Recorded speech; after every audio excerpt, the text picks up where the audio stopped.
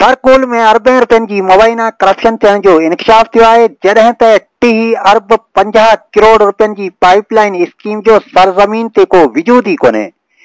इन्ही सिलसिले में ज़रियनि जागृता न्यूज़ के ॼाण ॾिनी आहे त सिंध हुकूमत थरकोल ब्लॉक 1 ताईं पाणी पहुचाइण लाइ अगस्त 2020 ते हिकिड़ी कुवैती कंपनी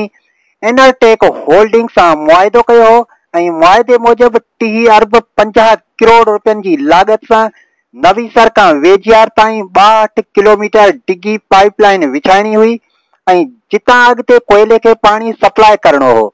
पर हकीकत में अहिड़े क़िस्म जी कंहिं बि स्कीम जो सरज़मीन ते को वजूद ही कोन्हे ऐं न ई वरी एॾी वॾी लागत वारी स्कीम जो 2.5-3 सालनि में को कम शुरू थी सघियो आहे। ओॾा मज़कूरा स्कीम के सोशल मीडिया ते मुबैना जाली स्कीम करार ॾियण जूं ख़बरूं अचण खां पोइ जागृता न्यूज़ जी टीम तरफ़ां नवीसर खां वेझियार जे विच वारे इलाइक़े जो दौरो करे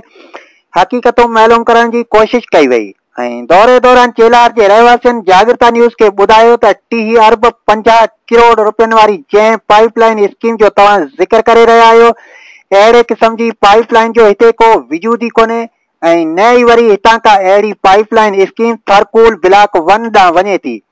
बाक़ी हिते ॾाकू साल अॻु तइमीर थियल हिकिड़ी पुराणी पाइपलाइन वारी स्कीम मौजूद आहे जेका थरकोल ब्लॉक 2 ॾांहुं वञे थी,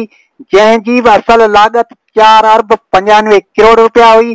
जंहिंखे आख़िर में वञी 42-43 अरब रुपयनि ताईं पहुचाई वई ऐं इन्हीअ ब्लॉक 2 ॾांहुं वेंदड़ स्कीम में बि किरोड़े न पर अरबे रुपयनि जी मुबैना करप्शन कई वई, जंहिं ते JIT जूं रिपोर्टूं बि आयूं पर ज़मीवारनि खिलाफ़ का बि कानूनी कार्रवाई थी न सघी। इलाइक़े वासियुनि नेब समेत वास्तेदार इख्तियारी वारनि खां मुतालबो कयो त थरकोल ब्लॉक 1 ॾांहुं मंसूब कयल 30 अरब 50 करोड़ रुपयनि वारी कागज़ी ऐं मुबैना जाली स्कीम जी जांच करे ज़मीवारनि खिलाफ़ सख़्त कानूनी कार्रवाई कई वञे।